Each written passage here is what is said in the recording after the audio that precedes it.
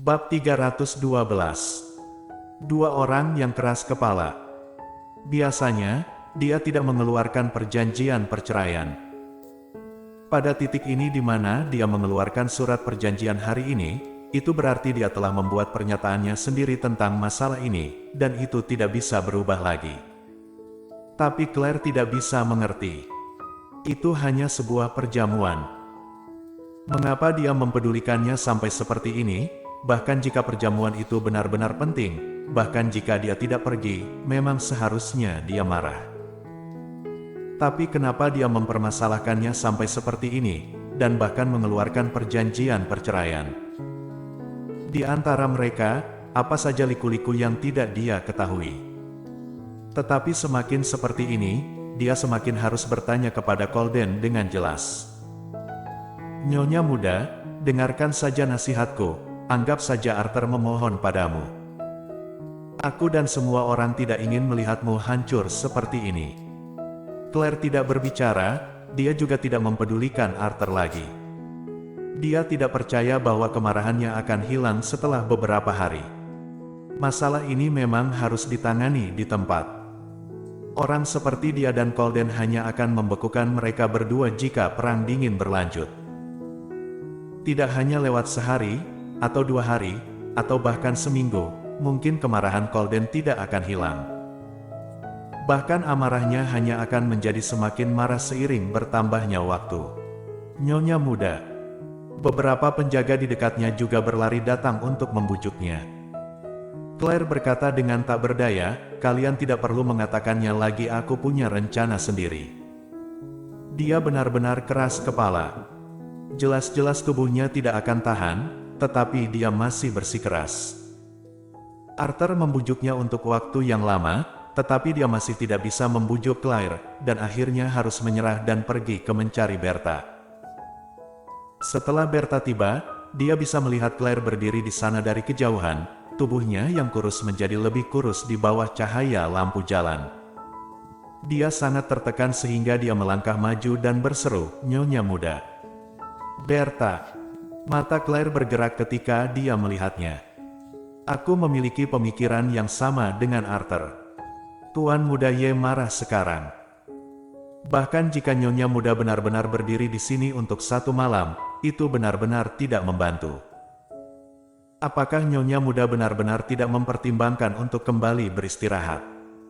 Lagi pula, berdiri atau tidak sama saja, lebih baik memilih pilihan. Yang satu lagi."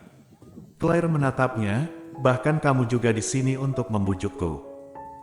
Bertha tidak ingin membujuk Nyonya muda, tetapi seperti inilah situasinya sekarang. "Aku mendengar Arthur mengatakan bahwa Nyonya muda itu akan menunggu di sini selama 1 malam. Jika sesuatu benar-benar terjadi, bukankah Nyonya muda sendiri yang akan menderita? Tapi Nyonya muda dia bahkan tidak tahu. Bahkan jika Nona muda menderita, Tuan muda Ye tidak bisa merasa kasihan padamu."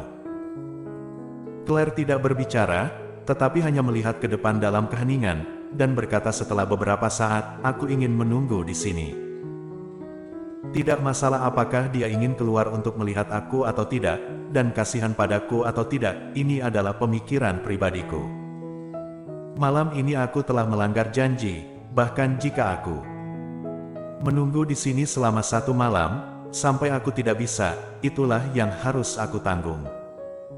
Karena aku benar-benar melanggar janjiku." Setelah mengatakan itu, dia menurunkan matanya. "Jadi, aku tidak hanya menunggunya, tetapi juga menghukum diriku sendiri atas kesalahanku hari ini. Bisakah kamu mengerti?" Bertha terdiam sejenak, menatapnya dan tidak bisa berkata apa-apa. Jika Claire benar-benar berpikir seperti ini, maka jika dia mengatakannya lagi, maka dia akan terlalu banyak ikut campur. Memikirkan hal ini, Bertha meliriknya dalam-dalam, apakah Nyonya muda itu harus melakukan ini? Apakah tidak akan menyesalinya? Tidak akan menyesal. Oke. Bertan mengangguk, "Aku tahu, maka aku tidak akan membujuk Nyonya muda lagi. Aku juga akan memberitahu Arthur, meminta dia berhenti membujukmu. Nona muda jangan khawatir. Mendengar itu, Claire menatapnya dengan penuh terima kasih, terima kasih. Berta berbalik dan pergi, tetapi Arthur justru mengejarnya dengan cemas, ada apa denganmu? Aku memintamu Satam untuk membujuknya pergi, bukan memintamu. Kamu telah mendengar semuanya, dan bujukanku juga tidak bekerja sama sekali.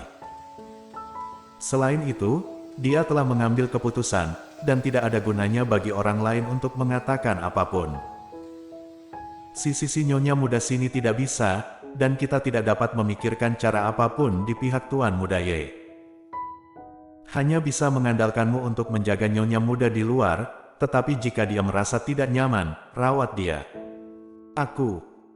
Berta langsung pergi, meninggalkan Arthur sendirian di tempat, dengan enggan dia menoleh dan melirik Claire yang berada di bawah lampu jalan.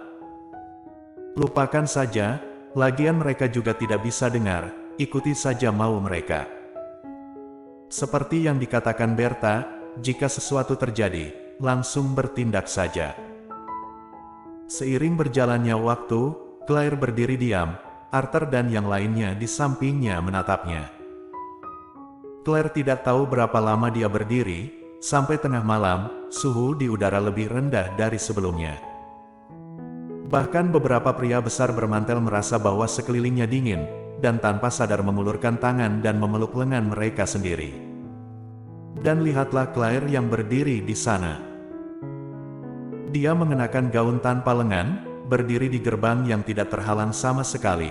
Gelombang angin laut mengalir ke gaunnya dan menggaruk kulitnya, tapi tidak tahu seberapa kedinginannya dia. Arthur berpikir sejenak, berbalik dan menuangkan sebotol air panas di dalam ruangan, lalu berjalan ke Claire. Nyonya muda, minumlah air panas. Claire meliriknya, bibir merah mudanya bergerak. Aku tahu nyonya muda sedang mengakui kesalahannya, tetapi jika kamu jatuh, jika kamu benar-benar tidak dapat menunggu Tuan Muda Ye. Untuk tubuhmu sendiri, nyonya muda harus meminumnya. Apa yang dia katakan juga masuk akal, Claire tersenyum padanya, dan mengulurkan tangan untuk mengambil ketel, terima kasih.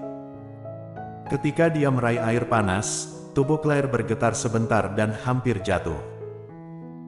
Untungnya, Arthur dengan gerakan cepat mendukungnya, nyonya muda, apakah kamu baik-baik saja? Claire berdiri lagi dan menggelengkan kepalanya, aku baik-baik saja. Setelah melihat dia berdiri teguh, Arthur melepaskannya. Claire meneguk beberapa teguk air dari botol air panas, dan kehangatan langsung menyelimuti seluruh tubuhnya, tidak kelaparan dan kedinginan seperti sebelumnya lagi. Aku jauh lebih baik, terima kasih. Claire tersenyum pada Arthur, lalu mengembalikan cangkir itu padanya. Sebenarnya sebagian besar tubuhnya mati rasa. Dia meremehkan dingin di malam hari. Meskipun belum tiba di musim dingin, dia benar-benar kedinginan sekarang. Tidak hanya tubuh, tetapi juga hati yang dingin. Sangat dingin, sangat dingin. Malam semakin dalam.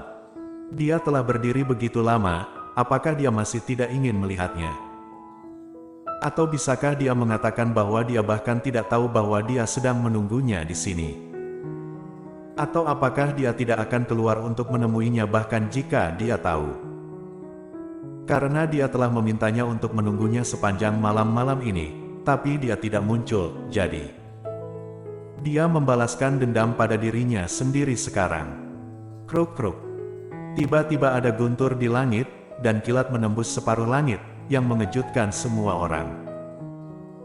Arthur mengangkat kepalanya, tidak, mungkin akan hujan, nyonya muda ayo ikut pergi ke samping pintu untuk berlindung dari hujan. Berlindung dari hujan. Claire mengerjapkan matanya dan mengangkat kepalanya untuk melihat ke langit yang berkilat. Tidak ada bintang, sama seperti hatinya saat ini yang juga gelap. Apakah akan hujan?